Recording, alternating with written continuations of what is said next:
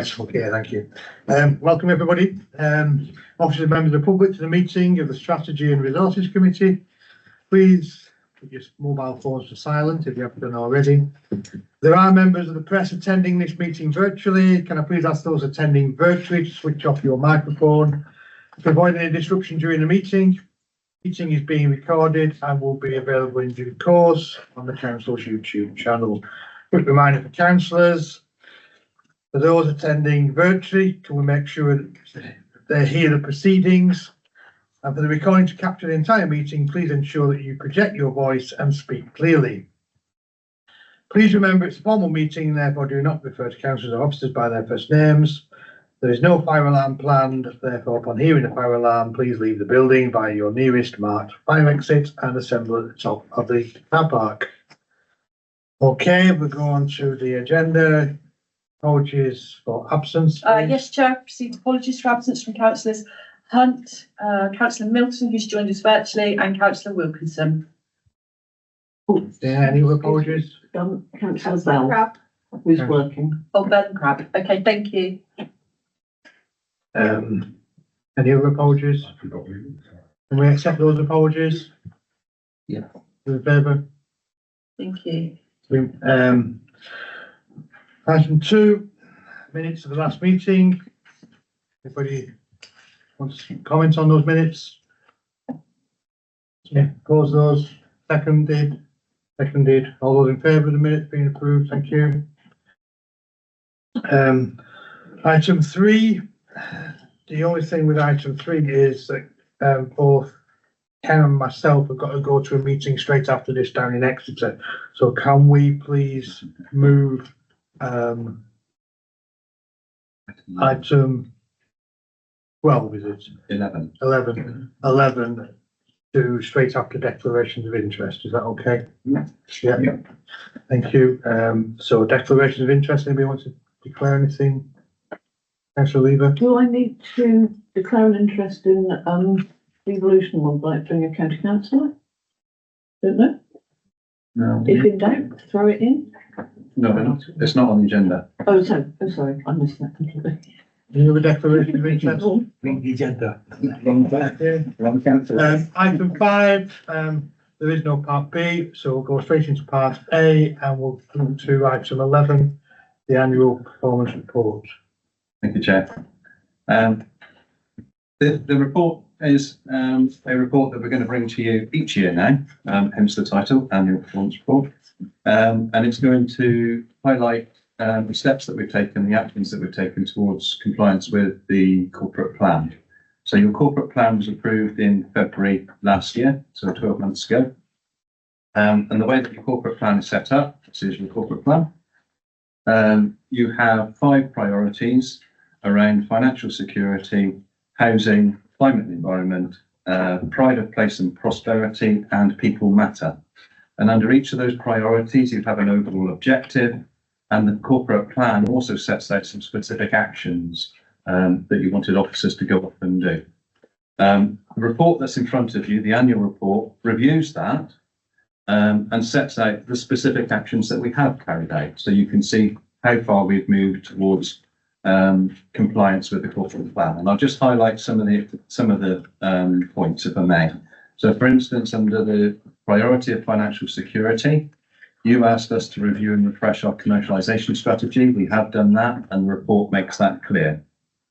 Under housing, you asked us to support community-driven housing initiatives, again, which we have done, and the report that's in front of you highlights the £800,000 in funding, which has gone towards COT schemes, and we've also supported the Ilfracombe scheme with the land transfer as well. Under climate and environment, you, in your corporate plan, asked us to improve the energy efficiency of council assets and actively consider the use of council assets to generate renewable energy. And the report highlights the funding that we've secured to carry out those improvements towards at Beck and also at the Landmark Theatre. You also asked us under climate to support increased biodiversity through management of council assets, and the report highlights the community woodland at Frankmarsh that we have planted up. Under pride of place and prosperity, you asked us to go off and enhance Barnstaple as a sub-regional centre. We have done that, and the report highlights the work that's taken place in the Market Quarter, the Pannier Market, Guildhall, etc., and the work that's taken place to Queen Street and 36 Bayport Street. And you also asked us to develop and implement an economic strategy which supports economic growth, and the report highlights that we've done that as well. And under the final objective, people matter, you suggested in the actions that we should be instilling a culture of ambition and customer focus. You asked us to improve our engagement with residents, and you also asked us to make North Devon Council an employer of choice for employees sharing the council's values and ethics. And the report highlights the fact that we have put in place a behaviour framework which has been drawn up by staff, and we are actually recruiting based on that behaviour framework. When we talk about instilling a culture of ambition and customer focus, the report highlights the range of projects that have been ongoing over the last few years. And I think I've said before, I think you would struggle to find a district council of our size with that range of projects that have been ongoing. If you look at what we've done over the last few years, the leisure centre, the museum extension, the works behind us, never mind, the future high streets, purchasing green lanes, etc. It's been really active, and I think you will struggle to find a district council of our size that has an equivalent range of projects on the go at any one time. The projects themselves, or the corporate plan itself, is delivered through programmes. And if you are in the position of a lead member, you'll be familiar with those programmes. And members generally should be familiar with them because those programmes are set out in the performance report that comes to you every quarter, and we report against progress towards those programmes and the actions within it.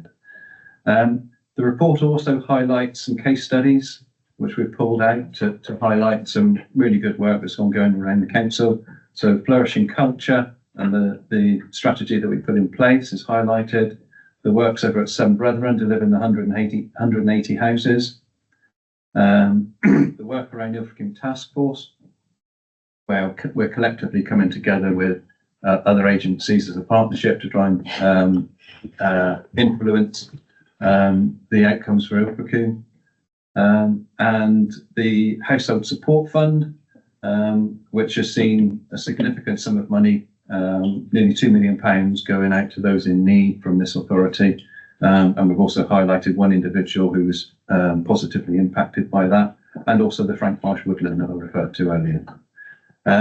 So the aim, Chair, for May is for members to note the report, make sure you're happy with it.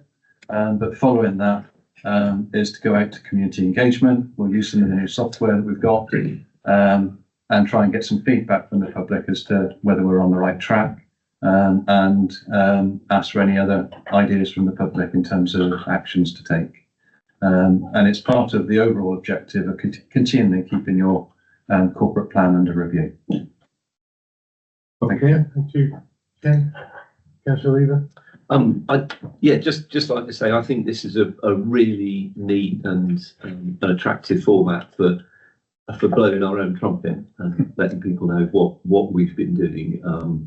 And I think if people, the wider community, will find it much easier to engage with. And I'd just like to say congratulations to everybody involved, not only involved in doing the work, but in putting this together in this form. I think it looks really good. Can I ask a bit more about how we're going to get the report out there? Adam, did you want to come in and explain about the software? There we go.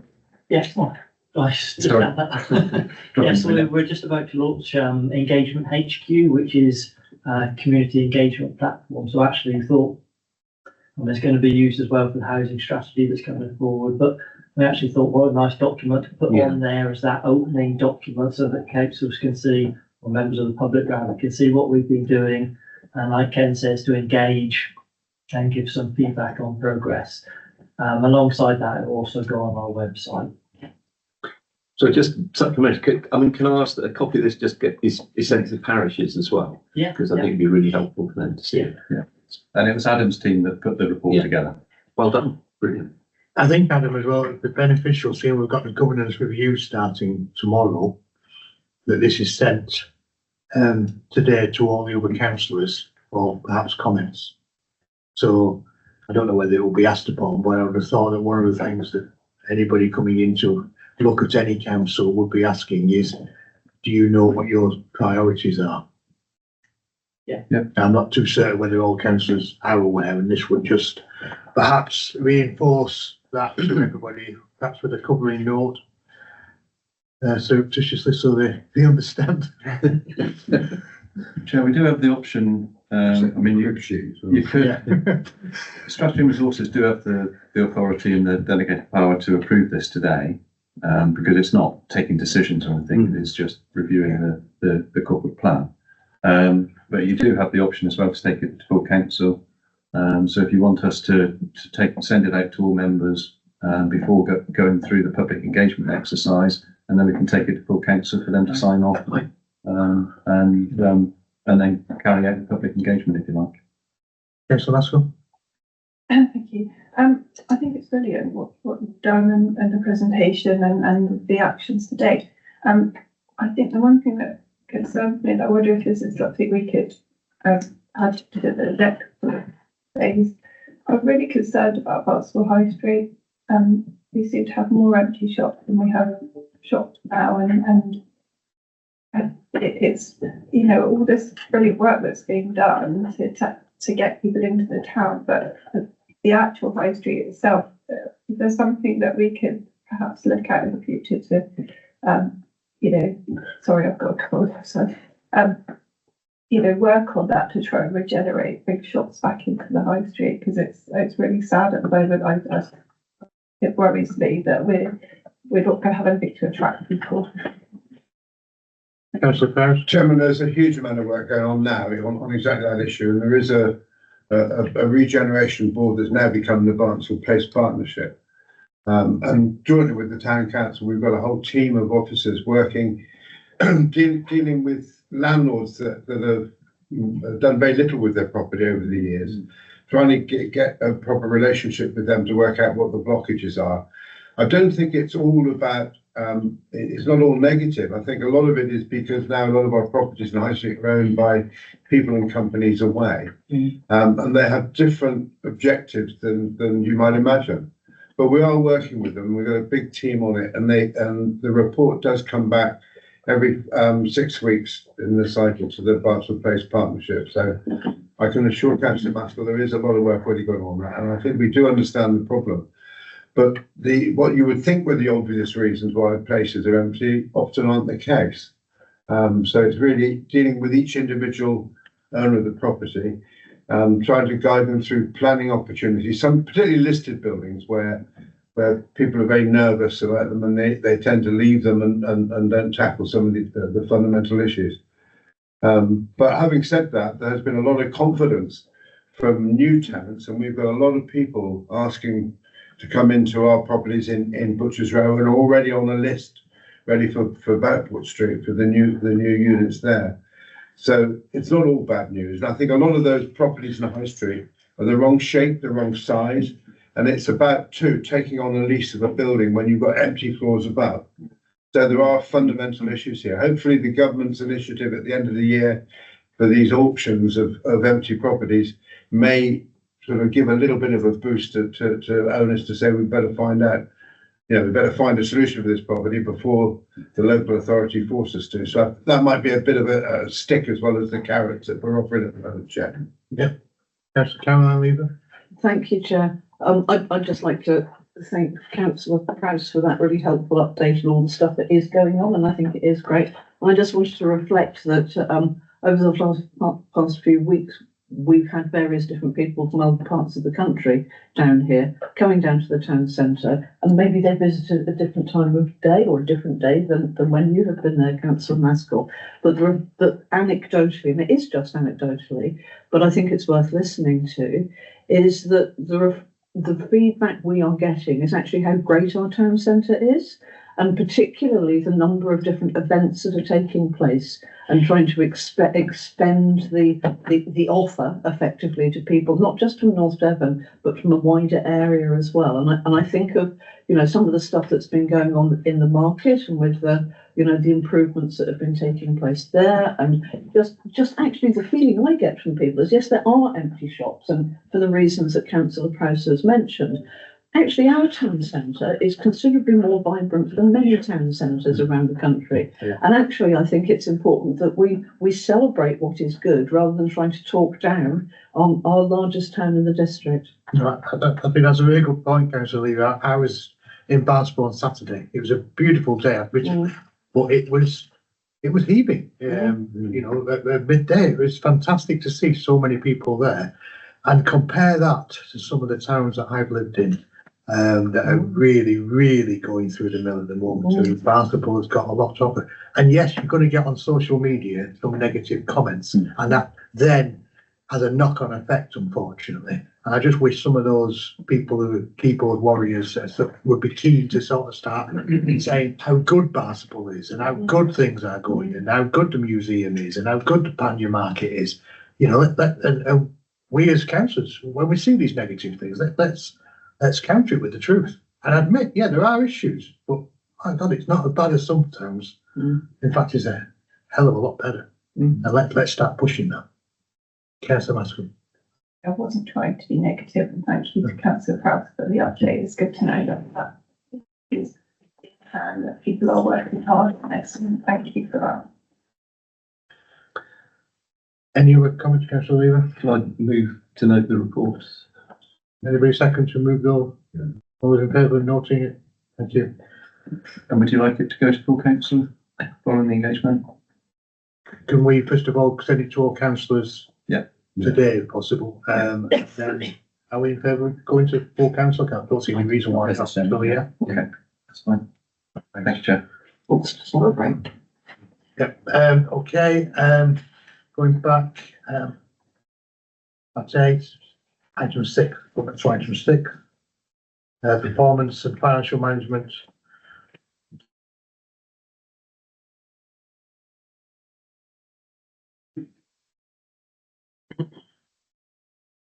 Thank you, Chair. Thank you. Good morning, members. I'm here to present the quarter 3 performance report. The recommendations are detailed in your report in 2.1 to 2.7 on page 15. Firstly, I'd like to talk about the revenue budget. The revenue budget was approved at full council on the 21st of February 24 at 16.433 million. The forecast budget surplus as at quarter 3 is £9,000. The variances making up the small surplus are shown in Appendix A. The original budget for 24-25 was budgeted to achieve £250,000 worth of vacancy savings. The current position forecasts that will achieve £263,000 based on known variances to date. The £250,000 forecast is an estimate of the natural savings that we achieve due to the timeline it takes to recruit for vacant posts and new post holders to start. The collection fund reserve balance of just over 1.79 million is held to deal with timing differences within the collection fund. The reserve includes just over 1.246 million that will be utilised in 24-25 and 25-26 to mitigate timing differences of business rates awards in 23-24, thus leaving the reserve fund with a residue balance of 544,000 protection against future volatility. We're also estimating business rate growth for 24-25 to be an additional £200,000 over and above the growth already included in the base. Current external borrowing is £6 million, and due to slippages in the capital programme and using our cash balances for internal borrowing, we're estimating a reduction in borrowing costs of £152,000 and additional interest receivable of £40,000 over and above the original budget. There is still pressure on the temporary accommodation budget, and we are funding an anticipated additional cost of £158,000 from the temporary accommodation grant. As part of the 23-24 outturn, we contributed additional £250,000 into the insurance reserve to mitigate higher costs this year, and we plan to utilise the full balance of £347,500 to offset the increase in premiums this financial year. I can also confirm that we increased the 25-26 budget to help mitigate the estimated increase in costs going forward. Pay and display income volumes are slightly lower than 23-24, and this combined with the capital works being undertaken at Queen Street car park, we have estimated a total reduction for the year of £200,000. Additional works unit transport costs will be identified this quarter. They've been mostly offset in the year by £170,000 contribution from the SFS vehicle reserve. The increases are due to increased costs of borrowing within the finance lease payments, combined with the increase in the purchase costs that SFS have experienced. Building control income is still forecast to be £70,000 down on budget, but due to a number of recent larger planning applications, we're now forecasting planning income to be in line with the original budget. Recycling sales have seen a downturn in Q3. However, this is still up on the original budget, and we'll continue to monitor this income closely. We're expecting income receivable from recycling sales to increase once the new baler is operational.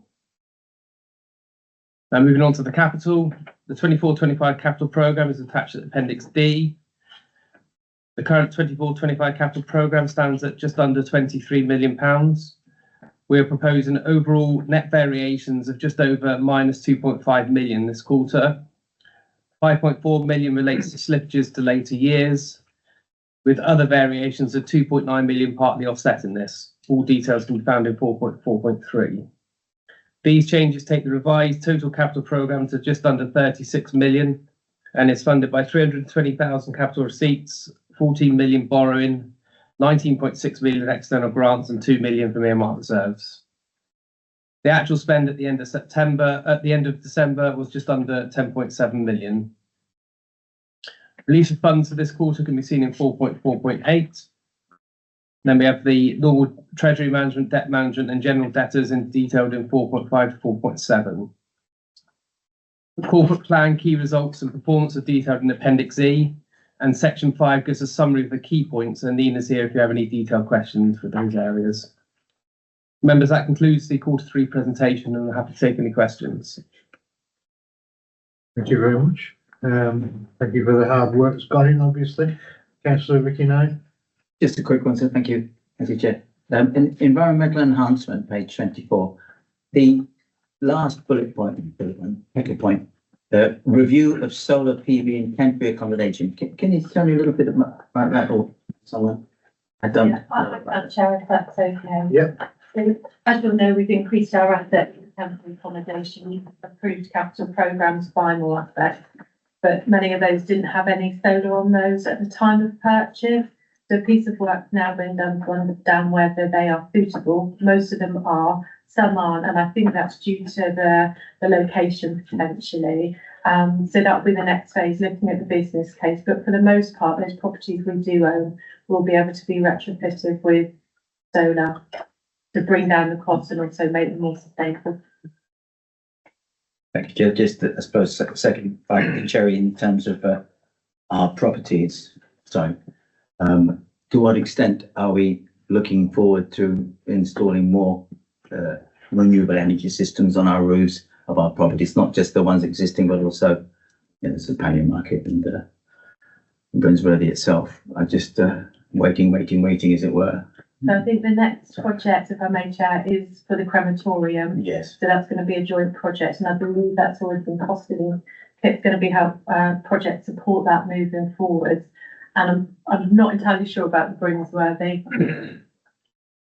Yeah, so part of the bid, the savings bid for grant funding for two assets. One is in Ilfracombe, and also the second one is here at Brinsworthy. So just waiting on the outcome of that bid.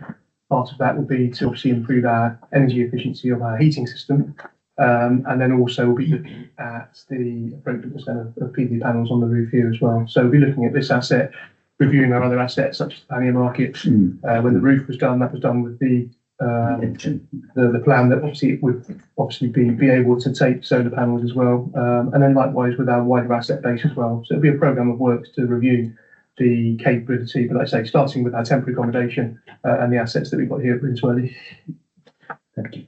No, it's a very good point. It's a very good question. It's one of our key priorities, isn't it? So let's have a report on where we're up to on that, to SNR as a future date, please. On, you know, that, I believe there's a resident expert in Ilfracombe called Doris who might be able to help us. I might be wrong, but she might be able to come in and tell us what to do. Chair, if I could just also say the properties that our most recent acquisitions in Ilfracombe as part of the round 3 NAF funding, they did have solar on them. So it's a conscious effort this time to purchase with them already in place rather than having to retrofit. It is a good point though. I mean, can we do that, Dan? Can we bring it up in the future? What we've done in that area and what we could do in the future? And I know it's a lot of cost involved, but Yeah, it's an ongoing piece of work that Donna and Mark and the team are bringing things together and we can bring an update report on what has been done, the work that's planned to be done. that'd be good. So we we can can go go back with that, Councillor Knight. Yes, thank you, Chair. Okay, any, Councillor Lane? A couple of quick questions, Chairman. Page 16, 4.110, saying that we are now estimating income growth from business rates to be additional 200,000. This one then, would this be additional increase, income from the business pool with the authority or, I mean, those that is within the budget? Is it going to be an additional 200,000 on top of the 9,000 surplus? It's built into the 9,000 surplus. So the figures that make up the 9,000 surplus are in Appendix A. Included in that is the forecast for the 200,000 additional growth. That 200,000 is total business rate growth. So some of that will come through the pool. Some of it will be growth in rateable values that we've experienced in the year over and above what we estimated when we set the base budget this time last year. Great, thank you. I see that we got 3 million short-term borrowing and the 3 million long-term borrowing, which is good. And then you also say that you got external and internal borrowing, which is nearly 14 million. So am I assuming that we got 8 million of internal borrowing then within the system? The level of external borrowing that we've got currently at December was 6 million. We've just recently taken on a further 2. So the difference between that and the level of need in terms of funding the capital programme is all internal borrowing. So that's taken against our cash balances, which is a more cost-effective way of reducing our interest payable budget. On page 31, you talk about planning skills delivery funds, 75,000. Is that, I think they used to have a budget anyway for planning anyway originally. You talk about up to the end of the 31st of December 24. How you explain would you explain what this would cover, 75,000? And how would the funds from the end of December to the end of March, because the budget been spent by the end of December? If you're saying it's a planning skills delivery fund, I'm just thinking it's something we should ask. It's on page 31, John. The second one up from the bottom of the reserve sheet. Originally, that was just 75,000 you put in the budget for planning. So now you're calling it planning skills delivery fund, which like me suggests it's for, bringing people into that. Yeah, This one's what that covers. It's a grant we received towards the end of last financial year. So it came in March, but obviously there wasn't time to spend it all in last financial year. So that's why it was placed into the reserve and obviously planned to be spent this year. So that's going on additional resources in the planning team and also towards training and enhancing the existing planning staff that are there. I think it's all been spent by the end of December. So I'm just wondering how you would do the shortfall between December and the end of March. The forecast in the reserve of spending the whole 75,000 is the forecast for the whole year. So Okay. even though this is the report at December, the reserve table on page It takes you to the end of the year anyhow. is forecasting what it will be at the end of March. So it's spread out across the whole 12 months. Okay. Can I just ask the last question, Chairman? Page 38, capital programme, it shows there 24-25, 20 million for this over, dropping down to 14 million for 25-26, and then increasing in 26-27 the capital programme to 35 million, which I think which was just brought up by Tony just now. I'm just wondering, would this be sustainable in the long term, the increased capital spending? Obviously we'll get on to the longer term capital programme spend a bit later on when we have to present the treasury strategy and the capital strategy. In terms of the existing programme, we've got a £35 million programme. Quite a large chunk of that is funded by external funding. So about 20 million of that comes from external grant. So even though it's 35 million investment, we're very good at drawing down a lot of external funding. Quite a significant amount of that is in this year and obviously into next year because of things like the Future High Streets Fund programme, the investment at Seven Brethren. So a lot of those programmes have already had external funding associated with them. You'll see the spend getting lesser in 25-26 and then obviously lesser again in 26-27. But obviously there will be further capital schemes coming forwards. So you need to bear in mind the future investment in ICT, future investment on our asset maintenance, etc. So there will be further capital bids to come forwards. At the moment, the existing capital programme is fully financed. It's built into your current projections in terms of medium-term financial budget positions. So at the moment, the capital programme is fully financed and approved. But obviously, members will need to bear in mind that future capital investment that you'll need to think about over the next medium term and also longer term that will be coming forward. So you'll need to consider that when we look at the budget next and also the longer term capital strategy. Thank you, Chairman. Thank you, Tom. Thank you. Any other questions? Councillor Ricky? Yes, I was really interested in bringing up the Barnstable High Street because, that's great information. Thanks, Martin, Councillor Prowse. But it's a small question, but intriguing to me. On page 19 about the slip funding, the slip spend on, I presume, North Devon District properties. And I saw this reference to the public house corner of Castle Street, which I know well. Is that one of ours there? Yeah. And what's the idea there? The Accommodation hub? If I could come in, so Chair, the original 90,000 was to repair the roof. That was a programme that was brought forward a couple of years ago in terms of the investment. But we'll be reviewing that need for that property in terms of what other use it has moving forwards. We've got properties on Castle Street that we use for temporary accommodation. Yeah. Obviously, the public house has been empty now for a couple of years. So we've slipped the funding into next year, but that will come forwards again as a further business case because 90,000 for the roof a couple of years ago, what we want to do with that property may look different moving forwards. So the team is just working on that and that will come forwards then for member approval as part of a new business case because as well as the roof, we need to consider what type of use you want for that property interior as well. It's similar sort of concept as what we're doing, what we're helping to do in Ilfracombe with that sort of retrofitting, bringing it up to standard, etc. Yeah, I mean, obviously we don't like to see an asset lying empty. It's in a prime location, town centre. We own a couple of other assets along Castle Street, so we want to try and make sure we're getting the best use out of that public house that was there, and bring that forward. Sorry, did you? If I may, Chair, we're also working with a charity as well who've been looking to draw down funding for that property. It all got paused during the election, but we are actually having a meeting with the chief exec next week just to understand whether they've been able to make more progress. And it was looking to have some kind of community centre in there around women who had experienced domestic violence.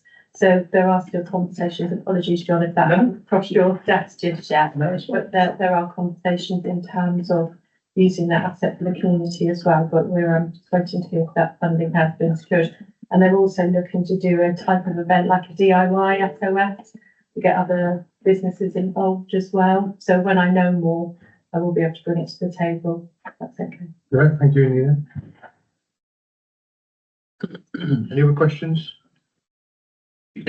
Follow on from that, of course, have we actually considered selling the asset, of course? Because quite honestly, with you converting it and doing it up and changing it over, it would be cheaper to sell it. Part of the main reason for this report is we're slipping the capital programme and regional spend into next year whilst we look at all the options such as what Nina's just brought forwards. Because ultimately you've approved your asset management strategy and that's about getting the best use out of every asset that we have. So ideas that come forwards will need to be looked at, but also considered in light of the wider capital changes that we might need to make to the property as well. So obviously with every asset, there is always the option of disposal. But we obviously want to explore every avenue to see whether we can get a better use of that asset first. Councillor Prowse? Chair, I just want to sort of chuck in a hand grenade from the side. But the other thing before we make a final decision on this building is part of that. There's a project looking at the Cadmarket car park in terms of access and egress.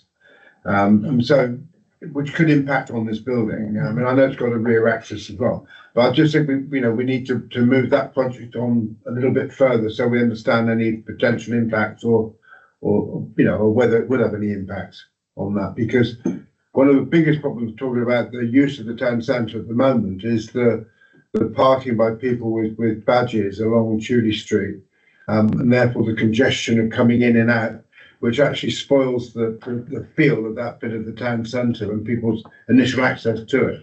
So there are options in looking at coming in and out the car park around North Walk further along. So to enhance that experience coming from the Cattle Market car park into the town centre. So I think that needs to be taken into account as well about how that building is tackled, whatever its final use is. Yeah, thank you. Councillor Walker, do you want to? Yeah, regarding the parking of people with use of Tudor Street for parking of people with blue badges, can we ask the enforcement officer to go around a little bit more frequently because they shouldn't be parking there? Exactly, I completely agree.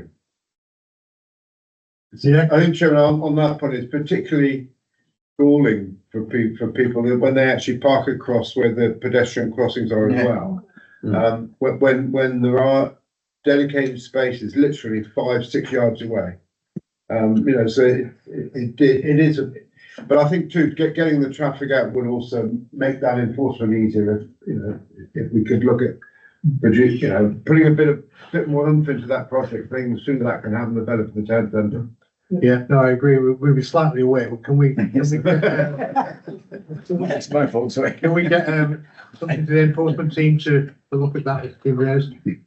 Obviously, the enforcement, obviously on the car park, is separate. Obviously, the enforcement on Tudor Street will be a highways responsibility, but we can obviously feed that through to the highways team. Can we, anybody go for the recommendations? Can we move the recommendations? Seconded by Councillor Lane. All those in favour of the recommendations? Thank you. Okay, item 7 is review of fees and charges for services. Thank you, Chair. I'm going to quickly run through the fees and charges for 25-26. The recommendations in your report are in 2.1 and 2.2 on page 73. The guidance this year was to increase fees and charges by 3%, although some of the fees are set by statute and are set nationally, so any variations to the 3% are explained in detail in a second. The 3% increase has been applied to the following services: allotments, trade waste, false pitches, pannier market, bulky waste, pre-application planning fees, dog waste, event licenses, contractor licenses, and modification of section 106 agreements. Variations to the 3% increase include building control fees to be increased by an average of 13.42% to ensure the income recoups the cost of providing the service and the service remains competitive in the market. Land charge has been set to recoup the cost of providing the service and to break even. fees, environmental health and housing fees, the majority of these are set by statute or to recover cost. A minor exception to the increase is that there is no planned increase for charges on health and food certificates. Cemeteries to increase by 6% to ensure the fees are brought closer and in line with comparative figures around the county. Garden waste charges to keep the fees unchanged due to the 2 £5 increases in the 2 previous financial years. Street nameplates, simplification of charging structure to include an uplift to reflect no inflationary increase in the previous 7 years. So therefore the fees are now set to recoup the cost of providing the service. The net effect of all the changes mentioned result in an increase in income of £25,000, all of which has been built into the draft 25-26 budget. Members, that concludes the presentation. I'm happy to take any questions. Thank you. My apologies because I can't remember your first name. Tony. Can I ask again then, when we have things presented that names are put on who's presenting, because I've got a syndrome because I'm hopeless with names, I'm afraid. So it would help me a great deal and save my embarrassment if we could have names on. Thank you. Whoever's presenting. Thank you for that. Can we have any questions? Any issues? Okay, can we move the recommendation? Seconded. All those in favour of the recommendations? Thank you. Thank you very much. Item 8.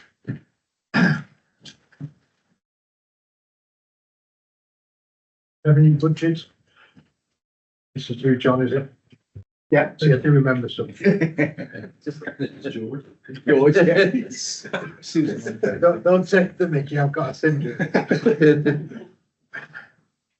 I'll wear a t-shirt with my name on next time. That might be helpful.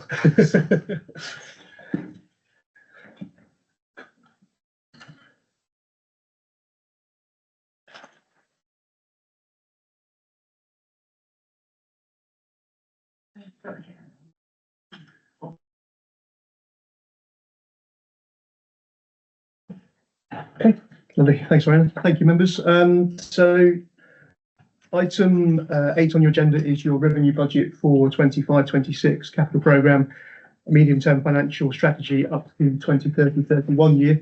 There's quite a lot of detail and appendices in the report. So the presentation I'm about to go through hopefully covers off all those key points that are in the budget papers.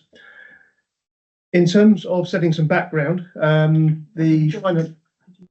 Oh, sorry. Sorry, Chair, I've jumped straight into the presentation without the introduction from the lead member. Apologies. Sorry, over to you. Okay, I think the first thing that I need to say is we have a balanced budget this year. This is despite the cuts in core funding from central government. We had 3 cross-party working groups to agree the service levels to enable this. This includes minor changes to some customer service charges. However, the charges for green waste remains unchanged this financial year, as well as continuing the level of service for the waste and recycling at the moment. I'd also like to remind residents, because you see it on Facebook all the time, that we provide a very affordable bulky waste collection service. So that's something that maybe people don't know about. One of the major factors in providing a balanced budget, aside from the 0% increase in core funding, which includes council tax, is the increase in national insurance contributions, which adds 323,000 to the budget, despite mitigation of 125,000 from central government. Our investments continue to pay for themselves, with a fee being paid by the leisure centre to make it cost neutral, and Green Lanes continues to contribute to the overall budget. We will need to become more entrepreneurial to close the budget gap in future years, as we have to ensure a continuation of no increase in central government. It is sensible to carry on being sustainable into the future, despite the uncertainty due to the devolution suggestions. Thank you. I'd like to pass over to John now. Thank you very much, Councillor Walker. Thank you, Councillor Walker. Apologies again for jumping straight in. So members, the finance policy statement that was announced by government at the end of November sets some sort of context just around what was likely to be in the draft settlement that comes out just before Christmas. The government announced a funding floor to guarantee that no council would see a cash reduction in its core spending power. Core spending power is all of the government grant income that we receive as an authority, plus your ability to put your council tax up in year as well. Just for background, this time last year, we had about just under a 6% increase in our core spending power. So I'll come on to this year's figures shortly. In the November statement, the government announced that core spending power increase for local government would be around 3.2% in real terms across the board. All councils would also receive additional income from extended producer responsibility for packaging, known as EPR payments, increased funding for homelessness prevention, and also the ability to put the council tax up at 2.99% or £5, whichever is the highest. A couple of grants that were going to be removed from the finance settlement were announced in November. Firstly, the Rural Services Delivery Grant will be abolished. It's currently paid to 50 district councils. We are one of those district councils and was worth £15 million in total. The slightly lower services grant would also be abolished, and again, that's currently paid to all district councils and was worth £3.5 million in total. That would be replaced by a new £600 million recovery grant. That would be targeted at councils with the highest levels of deprivation, likely to only be a minority of districts. You'll see that in our funding that we have received some allocation from the recovery grants. that councils would be compensated for the cost of the employer's national insurance increase for directly employed staff only. Finally, they announced that there would be fundamental reform to local government funding moving forwards after 25-26. The government announced a consultation in December on a new approach for allocating funding known as Fair Funding Review, and a further technical consultation on resetting business rates coming out in January. But in terms of 25-26, it was a 1-year draft finance settlement for this forthcoming financial year. In terms of the numbers that sit behind the overarching core spending power, you probably may not be able to see that from there, but in the bottom right-hand corner, it shows a 6% increase in core spending power. So the original core spending announcement in the finance settlement, in the finance policy statement, talked about 3.2%. The actual increase of core spending power across the whole of England was 6%. Some of those grants were coming out, as I said, and some of those and there were some new grants replacing, but overall a 6% increase. That 6% varies depending on what region you're in. So the 6% on the left-hand side covers England, but that varies depending on where you are in the country. The Southwest was a 5.4% increase, and as you can see, there are a couple of other areas that were higher than 6% across the country, namely the Northwest and Northeast, and also up in Yorkshire and the West Midlands. It also varied depending on what type of authority you were as well. So England at 6%. As you can see in the bottom left-hand corner there, the Shire District Councils at 0.3%. So a number of other authorities got higher than 6%, but district councils got next to nothing in terms of increasing core spending power. And that's once you've raised your council tax. So if you put your council tax up by 3%, then actually you're getting less government grant income to get you back to that 0% increase. CPI inflation in November was running at 2.6%. So we were anticipating around 2.5%. Government announced 3.2% as part of the policy statements. We built 2.5% into our original budget figures in terms of anticipated additional grant income. Actually receiving 0% means that impacts us around about £300,000 in terms of budget gap. The draft finance settlement figures then came out in December, and they announced on council tax that district councils could raise their council tax by up to 3% or more than £5, whichever was greater. The draft budget assumes an increase of 2.99%, which is an amount of £6.29 on the Band D council tax for North Devon Council. Overall council tax income increase of just over 700,000, of which 223,000 comes from the 2.99%, 485,000 from the increase in the tax base, but a large chunk of that increase in the tax base comes from the second home premium, which is around 350,000 from the doubling of the council tax on those second homes that members approved previously. On business rates, retained growth built into the budget at just over 3 million, which is in line with the level of growth that was built in for 24-25. That's made up of £2 million of normal business rate growth, plus renewable energy schemes of 680,000, where we get to keep all of the business rates income on renewable energy growth, and a level of retained income through the Devon pool of 350,000. The key announcements on government grants, revenue support and baseline funding was a slight increase of around 50,000.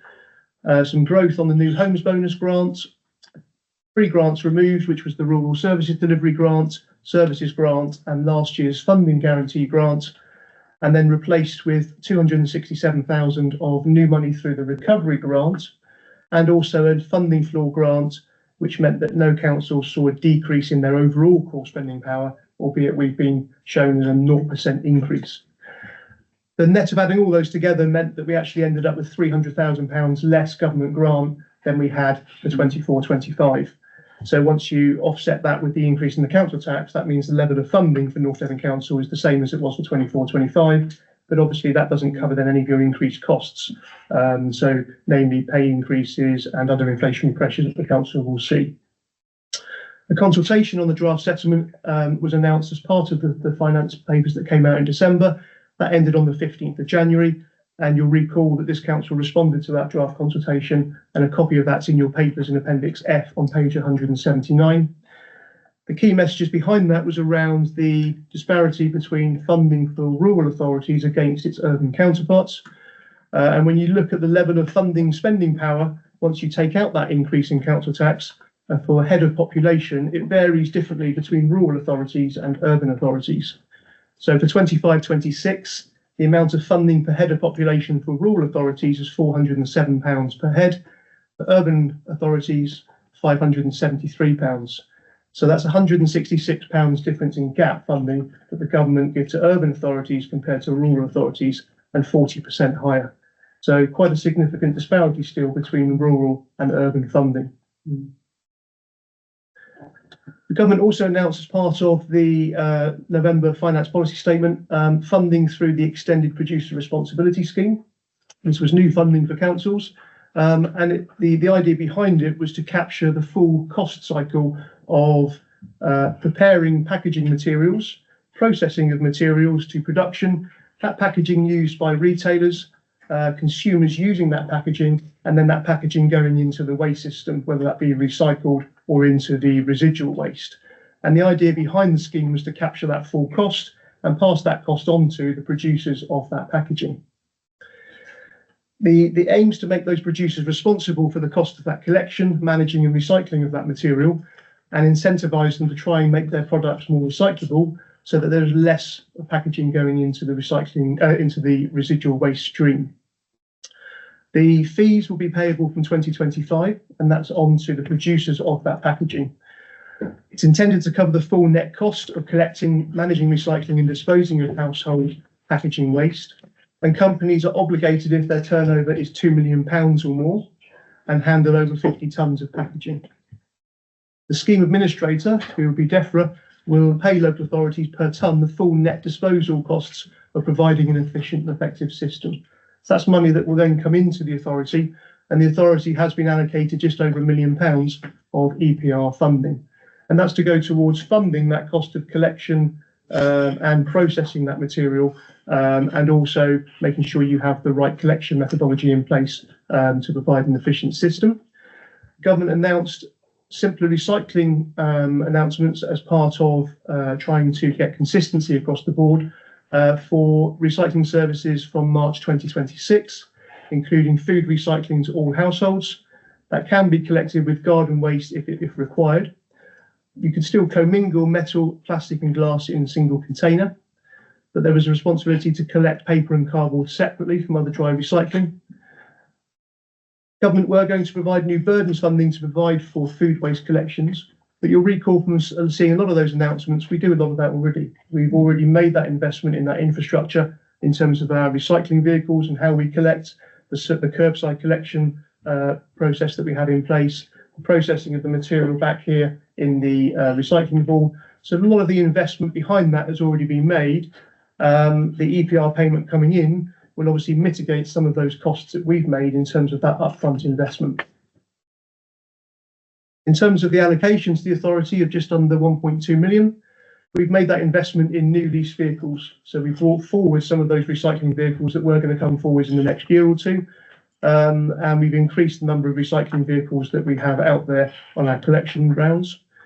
We've got borrowing costs on the investment made at Brinsworthy, because we've made a significant investment in the process hall recently into machinery and also process hall changes. And also we've seen some increased costs on the insurance for Brinsworthy as well. So quite some significant costs we've built into the budget, which are mitigated by the provisional allocation of this EPR payment that's coming from DEFRA. More importantly, the investment we've made in the process hall gives us that capacity to put us in a strong position to not only implement those simpler recycling requirements, but also to take on more recycling through the process hall moving forwards, because the baler will process a lot more efficiently. We're now in a very strong position moving forwards to take on more material, if that's through growth of material coming through the door, or actually taking on more third-party material if there's opportunity arises for third parties to put their material through our process hall as well. In terms of baseline for 25-26, members approved the medium-term financial strategy this time last year, and that had a budget gap identified for 25-26 of 487,000. That assumed a level of 3% pay increases built into the financial plans, ongoing increases in the level of council tax, and also built in the second homes premium on council tax as well. It included a review of fees and charges on car parks for 25-26, and members will recall the work that's been taking place with the car park working group and the report you received at your last strategy resources meeting in terms of changes to car park charges for 25-26 onwards. The government funding review was planned for 24-25. It's now been assumed for 26-27. In terms of the summary position for 25-26, we started with the financial gap of 500,000. We then had some increases for the employers' national insurance. When the finance policy statement was announced, it talked around compensation to compensate public sector bodies for that increase in employers' national insurance. Unfortunately, the methodology that came out as part of the finance settlement didn't fully compensate local authorities. It's only compensated us around 30% of the cost. So there's a net increase on the authority of over £320,000 for the announcements the government made on increasing on national insurance changes.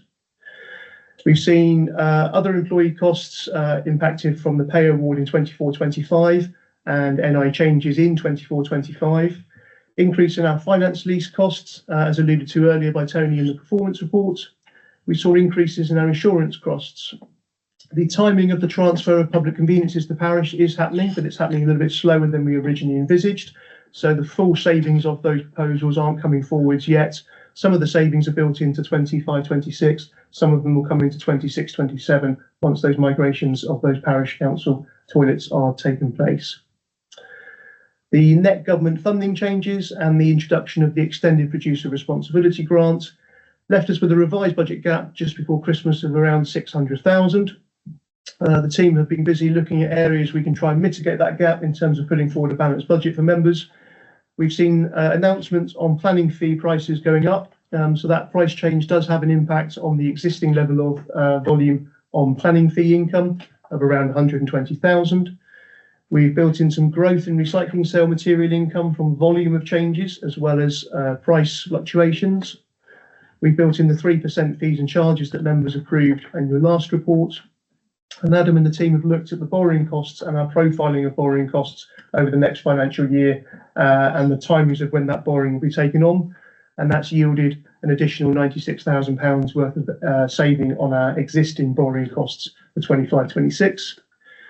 We're proposing using some additional grant funding to offset some revenue spend, a slight increase of 30,000 on the business rates income, 25,000 of some other net changes. And then the final piece of the jigsaw is using some of our budget management reserve to balance the budget for 25-26 around 160,000.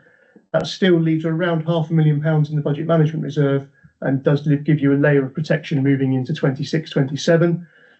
However, this time next year, members will need to be mindful that it's only one-off use, and obviously that will become an additional cost burden if members don't use that again moving into 26-27. So use of reserves is something we don't really want to do in terms of setting a budget, because ultimately it is only one-off money that's available. We don't want to become reliant on that in terms of future year budget setting for 26-27 onwards. But members, those options in front of you therefore give you a balanced budget for 25-26. And we'll come on to the future year budget figures shortly.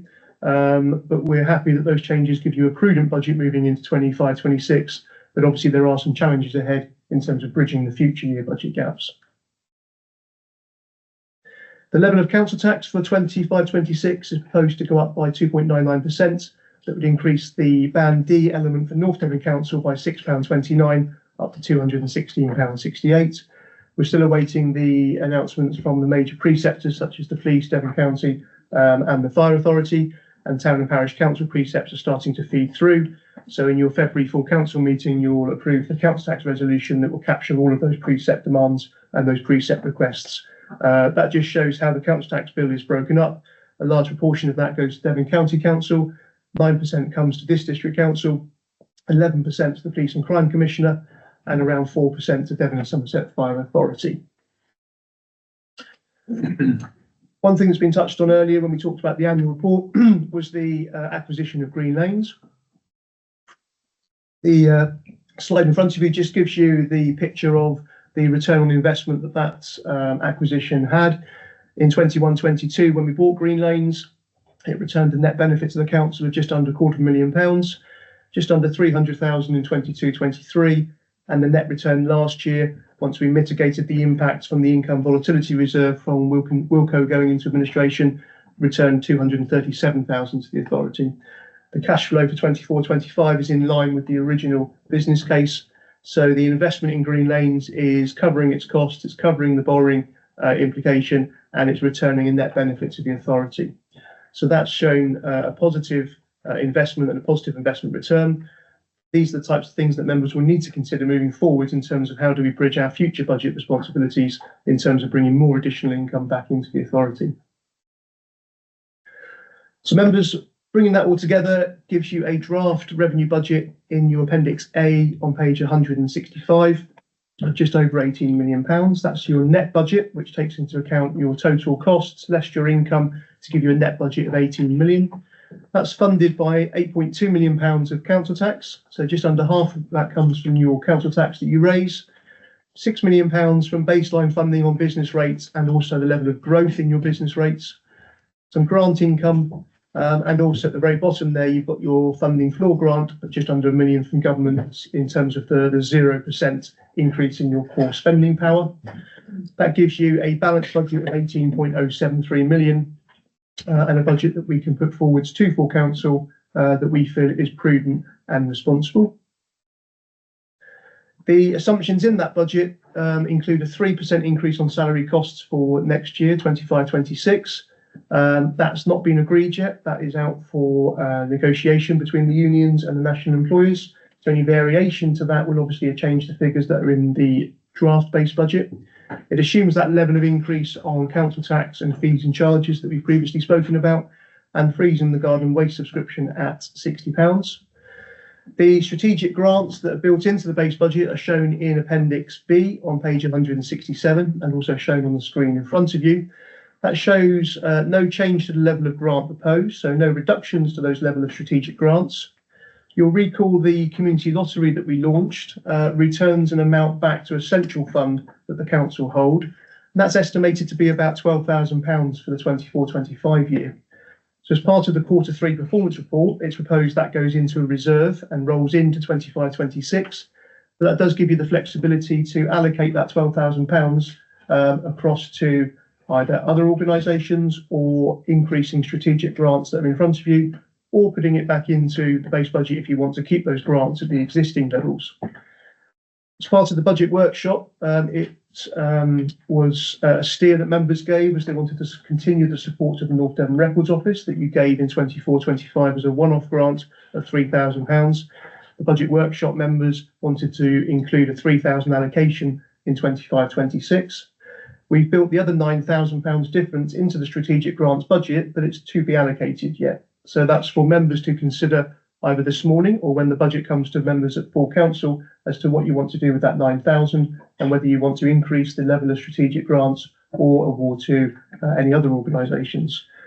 In light of that, the Policy Development Committee have got the CAB coming along next Thursday evening excuse me, to talk about the work of the CAB and the impacts that obviously the current cost of living crisis has had on their organisation and the growth in support that they're giving. In terms of that allocation of whether you want to change any of the existing level of grants, it might be mindful to wait until after the CAB have been to policy development and receive that as part of the budget that comes to members at full council on the 26th of February for those final decisions. This Appendix B just sets out those levels of strategic grants, and obviously we can hand over to members for that steer prior to the recommendations being considered. Level of reserves that are built into your budget. You have a general fund balance of £1.2 million. That's around 7% of your net budget. The recommended level previously for this size of authority was between 5 and 10%, so it's in the middle of that recommended level. You have earmarked reserves of 5.7 million, and they're broken down in Appendix C on pages 169 and 170, and detail where those reserves are held and what they're held for. One thing I have to assure you members of the budget in front of you is that the estimates are robust and the level of financial reserves in front of you are adequate for this size of authority for those forecast balances at the end of 25-26. The medium-term financial strategy is also set out in your budget papers in Appendix D. That model has now been refreshed for the period up to 2031. That will show you a zero budget gap for 25-26, a draft budget gap forecast of 1.5 million for 26-27, increasing as we move into 27-28 up to 2.8 million, and then up to 4 million by 2030. So that is building in what we are forecasting cost increases to go up by. That's assuming a level of 2% on staff salaries, which is a reduction on the 3% built in for 25-26. It's building in all of those cost pressures we are aware of for that financial period. It assumes a continuing theme of a 0% increase in core spending power. So that assumes the government grant funding and our council tax will have a neutral effect across the funding level, which actually is reduced government grant moving forwards. The table at the bottom there just shows off the core spending power, how much relates to council tax and how much relates to government grants. You can see an increase of 2.99% increases our council tax by about 300,000 per year, but the government grant then would go down by about 300,000 a year to maintain a 0% increase in core spending power. So that's reduced government grant of a cumulative 300,000 a year coming out of our base budget over the next 6 financial years. So that has quite a significant impact in terms of those budget gaps that you can see at the top. The other context to understand in the medium-term financial plan is those recent decisions, firstly, not to fully compensate local councils for the increase in national insurance contributions, and also the cumulative impact of that 0% core spending power increase. So firstly, the net impact of not fully compensating the NI is around about 330,000 a year. So that increase in the base budget there, 300,000 of that budget gap is by having the net effect of national insurance not fully compensated, as alluded to in the original finance policy statement. The second increase then is core spending power. At the bottom there, you can see that this time last year, we got 5.7% core spending power increase in our funding. Each 1% equates to about £100,000. So this time last year, we had 5.7%. So that's around about £500,000 worth of extra grant funding to offset increased costs that councils are receiving. For 25-26, that's 0%. So that's quite a significant drop in terms of additional money that we're now no longer getting due to that freezing of core spending power. In fact, it's less grant funding. The table at the very bottom there, assuming even if we'd only had a core spending power increase in line with inflation of 2.5%, would have given us about £300,000 worth of extra government grant funding. And that's a cumulative effect because that would be 2.5% every year, year on year. So by the end of 26-27, we've got a budget gap of 1.5 million at the top, but 600,000 of that is due to those recent decisions not to fully compensate on national insurance, and also by not having a core spending power increase even in line with inflation. By 2030-31, the impact of those decisions, assuming that 0% continues, means that £2 million of our £4 million budget gap is made up from the context of those two recent government decisions. We've assumed a 0% continuing core spending power change. That may change depending on what comes out of the Fair Funding Review, but we've assumed that that level of funding would continue, that we wouldn't go from 0% to then having all of a sudden an increase again. I think that's very unlikely moving forwards. So in terms of your medium-term financial strategy, those budget gaps have been identified. We have got the Fair Funding Review that's coming in for 26-27, and more about that will be talked about in the summer of 25-26, when details of that Fair Funding Review starts to get talked about, and we'll have some indicative allocations in the autumn.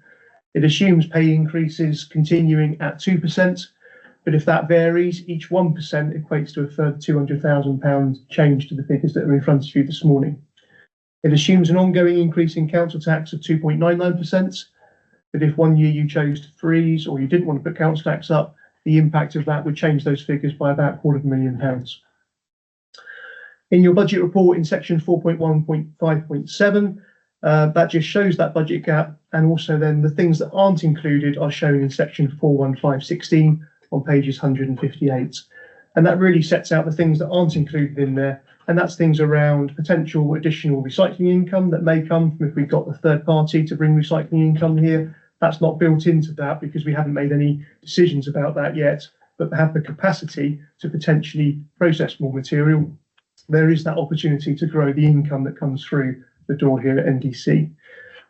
Future decisions around collection methodology and any move away from the current 2 weekly residual waste. Again, that's not built into your medium-term financial plan. You need to receive reports around the pros and cons of that, the impacts that would have, and the financial considerations that would have prior to building any of that into your medium-term financial plans. More details about what sits behind those figures are shown in Appendix D on page 171 and 172, so you can see what's building up those numbers in terms of where those budget gaps come from. That's the revenue budget. Just a couple of slides on the capital programme. The capital programme Tony alluded to earlier as part of the Q3 performance report was £35.8 million worth of investment over the next 3 financial years. The majority of that over 24-25 and next year 25-26. In terms of how the capital programme is funded, details of all of the projects are shown in Appendix E on page 173 to 176 of your papers. The programme of £35.8 million is funded by £14 million worth of external and internal borrowing. A small amount from capital receipts that are due to come into the authority that will fund towards the existing programme. Just under £20 million of external grants and contributions. So over 50% of your capital programme funded by external money, which is really positive because you've got £36 million worth of investment in North Devon.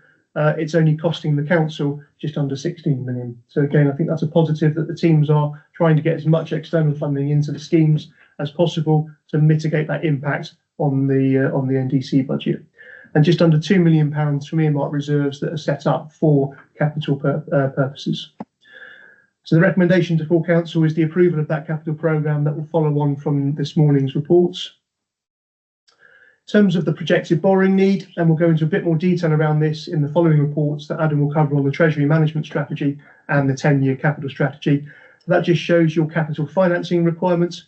The blue line that's at the very top there going on the dotted line, the staggered line, that's your capital financing requirement, which is your underlying need to borrow to fund the existing capital programme.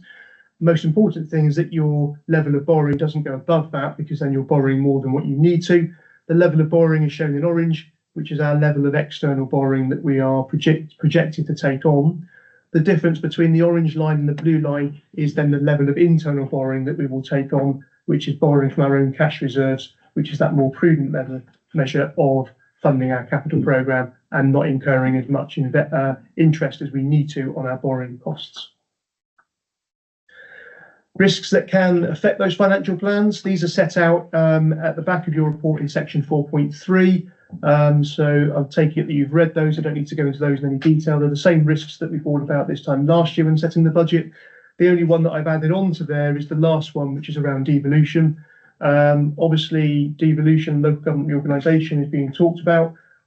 We need to continue planning for this authority in its current basis and continue an authority that is providing core services and focuses on delivering value to money for our residents.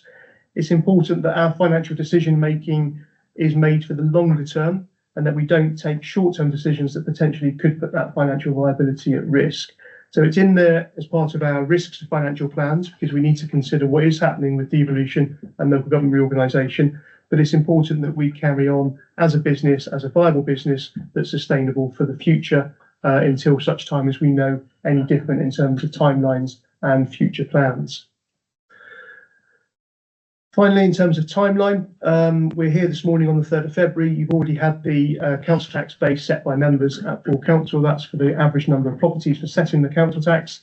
That goes into the full council meeting at the end of February as part of the full council tax setting alongside the budget. The budget will go to policy development meeting next week. And then on to full council on the 26th of February with the council tax resolution. Finally, in terms of future options to consider, additional income really needs to be looked at to bring more income into the authority. We've talked about Green Lanes and the positive impact that's had on the authority budget. Members have refreshed the commercialisation strategy at your meeting in November and also adopted a new asset management strategy. We need to be getting the best use out of the assets we have, whether that be existing assets or potential new assets that we may look to acquire, alongside looking at additional properties for temporary accommodation to continue mitigating that cost pressure from the pressure of increased placements that we're getting on temporary accommodation. That's worked so far, but we need to continue that good work to make sure that that cost pressure on the budget is protected against moving forwards. So that concludes the papers in front of you. The recommendations are in 2.1 and 2.2 on page 144. I'll stop there and have to take any questions. Thank you very much, John. Very comprehensive, very thorough. And thank you to you and your team for producing another budget that doesn't involve any cutbacks really. So fantastic news. Councillor Lever, Caroline Lever. Thank you, Chair. And thank you, John, and the whole team, actually, for the work that's gone into this, much as Councillor Clayton has just mentioned. I've got a couple of really specific questions. One, the extended producer responsibilities in terms of, giving us some funding to help with the collection of waste and so on and so forth. Now, we know that in rural areas like North Devon, the cost of collection of rubbish and of waste and recycling is higher than in urban areas. Yep. Is there any rurality element to that, or is it just something? I don't know. The second question, I'm going to ask questions and then you can answer. Second question is about the recovery grant, which obviously is some element of mitigation against the loss of rural services grant announced by the government in a paper, in a letter, I think, back in November. And I think I heard you mention, I think I've read that we're getting a little bit of that. And I wondered if you could tell us anything about the way in which the government is now looking at deprivation, because of course the fear is that our pockets of deprivation in some of our towns are potentially not going to be taken or given sufficient weight by the government. And I just wondered if you could tell us a little bit about that.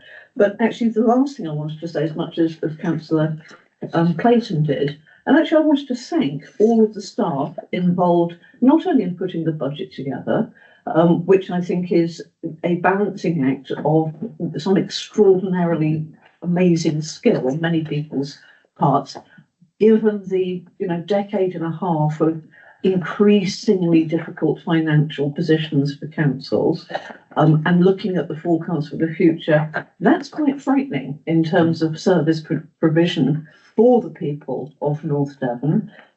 So not only do I want to thank officers who have worked so hard and councillors who've helped on this, on putting together the balanced budget, which obviously we had to have, but actually all those people who are out there serving the people of North Devon.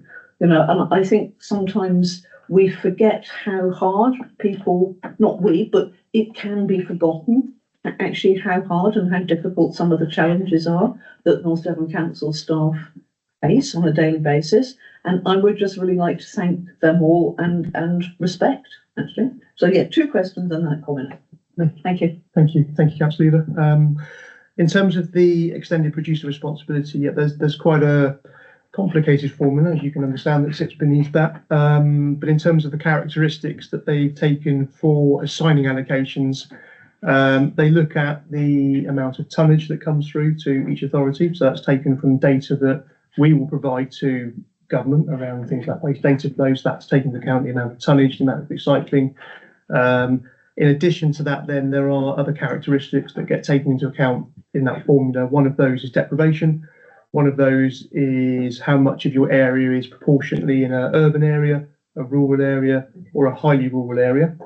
The collection frequency in terms of how often you collect currently, the proportion of makeup of properties in terms of flats, houses, etc. So there's a whole multitude of things built into that formula. But yes, deprivation and rurality are part of that calculation. They are only indicative allocations at this stage, but they have said that that's the minimum that we would receive. The final allocation should be confirmed shortly. There is talk that the final confirmed local government finance settlement is going through Parliament today, so we may hear later on today whether any of those numbers have changed or the better. But in terms of the EPR allocations, it does pick up all of those different characteristics that you alluded to earlier. The recovery grant methodology, we've received 267,000 for the recovery grant, so a small amount of funding. Obviously, that's built into our overall government grant funding. So what you gain on one hand, you potentially then lose on another, because then the funding floor that we get then in a sense is the balancing figure to bring us back to that 0% government grant figure in terms of core spending power. So even if they've given us £500,000, we'd have then seen £500,000 drop off the funding floor. But at least it does show that, because originally when it was announced, we thought that probably we may not get any, and a lot of authorities wouldn't because of the way the deprivation is calculated. but it obviously shows that they have taken into account a level of deprivation. Obviously, as you alluded to, we've got pockets of deprivation in lots of areas. Obviously, the calculation has taken that into account. How much of that we don't see, because we don't get to see the detail that sits beneath that. All we get is the allocation. Thank you very much. Any other questions? Councillor Peter Lever. Yeah, a couple of things. I mean, echo what Councillor Clayton and the other Councillor Lever said now. The work that's gone into this, particularly with the assumptions that were being made until we were disabused of them by the government quite late on in the day in terms of national insurance contributions. I mean, a couple of statements really. I mean, first of all, we decided that we would apply the Second Homes council tax increase and that we would use all of that funding for housing. And I'm really pleased to see that is reflected in the budget, in the revenue and the capital spend. So we're keeping our side of the bargain there. Pressure is still on Devon County Council, looking on two county councillors here to take the same decision. I mean, we were talking earlier about Barnstaple Town Centre, and I think this council's intervention in taking on Green Lanes Shopping Centre, which appeared very risky at the time, has shown that, you know, so far, touch wood, that has paid off, both in terms of our financial position. It's not costing us anything, not costing council taxpayers any extra, but also in terms of keeping the town centre alive and that feeling of an active, bustling town centre. Those are the only two things I wanted to say. Thank you. Thank you. Any other comments, questions? Somebody with recommendations 2122? Seconded. All those in favour of recommendations? Thank you. Thank you very much. Thank you, John. Moving swiftly into item 9, Treasury Management Strategy Settlement. Adam? Thank you. In the previous items on the agenda, you've considered the capital programme for the next few years. Treasury strategy looks at the impacts on those capital plans have on our borrowing and investments over the same period. And I'll just take you through a few of the key points. In terms of the capital financing requirement, or CFR, which is our total outstanding borrowing need to finance the approved capital programme, we projected that this will be circa 34 million at the end of this financial year, increasing to 40 million at the end of 25-26. This CFR has to be funded either through external borrowing or using the council's own cash flows in terms of internal borrowing. So for the 25-26 CFR of 40 million, we're projecting to fund that from 22 million of external borrowing, 5 million of borrowing through finance lease arrangements for our vehicle fleets, and finally 13 million from our own reserves and cash flows. Current external borrowing, excluding finance leases, is currently 8 million, but we're anticipating a further 7 million of short-term borrowing by the end of this financial year, with a further 7 million next financial year. As you'll know, any large slippages to the capital programme can result in delays to the timing of external borrowing. Members should know that the authorised limit for 25-26, which is our maximum borrowing limit, is set to 42.5 million. In terms of our investment strategy, we're not proposing to make any changes to the way in which we make our investments, being guided by the creditworthiness service from our Treasury advisors in terms of who we should be investing with and for how long. The strategy also sets clear financial limits on those investments. As always, we will consider security of funds first, then liquidity needs before considering yields. And I'd like to refer members to the recommendations of section 2 to take any questions. Thank you, Adam. Any questions, comments? Councillor Masco? I just wanted to thank Adam for the really useful work that you've run, and it's very helpful to understand this. Thank you. Thank you. Thank you, Councillor Masco. Chair, I was tongue in cheek really, so I was going to ask Adam if he's got any plans to remove all our investments in the United States of America. Investment goal. Well, I hope so. Councillor. All our funds are UK based. Or we could buy some Canadian stock. Absolutely, Councillor Crouch. Councillor Ricky, now, do you have your hand up? I think Councillor Maskell got there first, and just thank you as well for your help to us laymen to understand the complexities of what you do. Thank you. Thank you, Chair. Would we like to recommend recommendations, put forward recommendations? Okay, all those in favour of recommendations? Thank you. Thank you, Adam. That's quick. Me again. Item 10. Issue again, Adam. Yes. Thank you.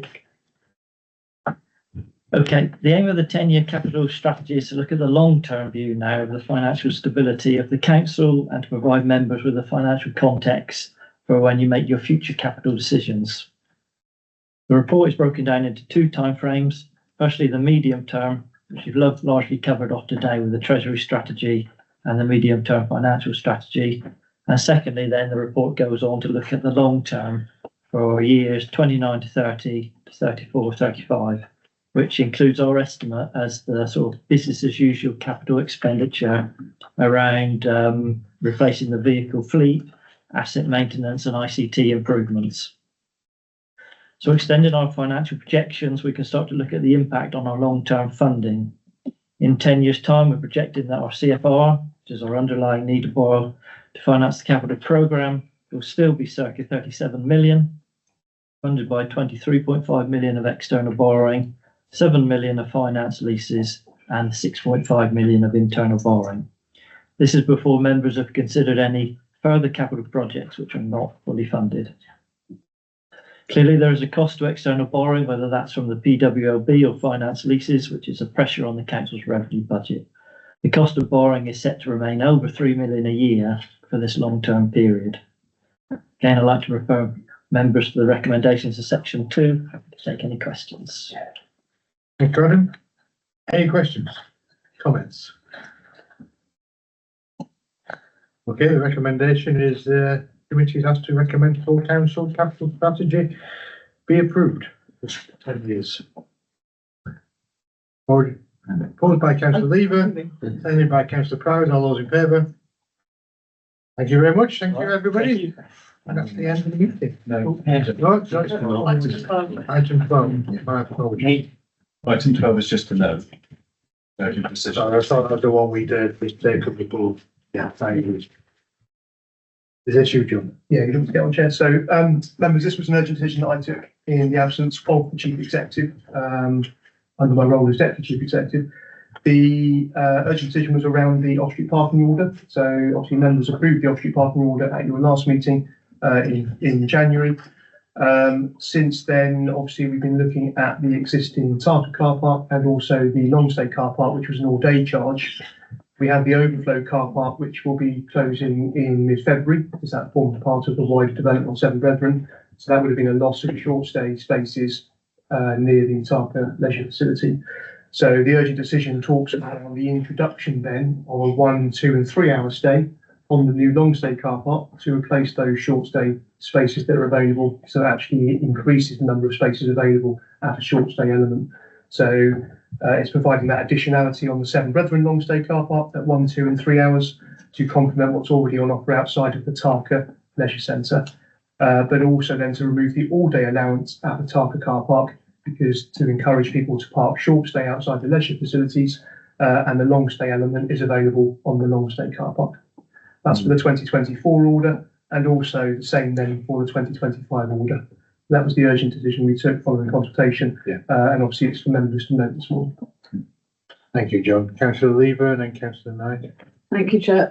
I just wanted to just feedback a little bit of from residents that about the long stay car park, which is really very positive. People have been, so I've talked to, have been very positive about it, but they keep on raising the good old subject of the lack of a continuous pedestrian link up towards Tesco. And I have checked this with officers here, and it is absolutely clear that that is a county council responsibility, not a North Devon Council responsibility. So it's great what North Devon Council are doing. It would be fantastic if Devon County decided that they were able to really complete the project effectively by creating that link. So I'd like to thank officers here for the work that they have done and that they've been able to do within the remit of the responsibility of this council. Councillor Levy, Councillor Knight, I think it's a subject close to your heart. Yeah, I'd just like to thank officers, particularly John Triggs, for some speedy work behind the scenes into getting these revisions in place. I know we butted a few emails to and fro, but yeah, I think looking at the usage and actually talking to people, there has been a little bit of course, negativity in the press, but in the long-term goal, in people using those sports facilities, I think introducing these rates builds in the maximum capacity for people to actually park in that area. Immediately, obviously, when you move something, people don't like any change at all. They want to keep things where they are. But however, I think what we've got now actually does facilitate as many people as parking as possible, particularly with different events and things going on. You might need all of a sudden 100 people short stay parking, and those rates are going to actually deliver that. And I think it's a really good thing. If Councillor Knight is happy, then you have done an absolutely tremendous job, John. Our work is done, Chair. 2 years' time. Any other comments on that? So can we note that? Chair, yeah. Thank you. All those in favour of noting it? Thank you. I think that's the last item on the agenda. Mrs. Chair. So I'll thank everybody and see you at the next time. Thank you.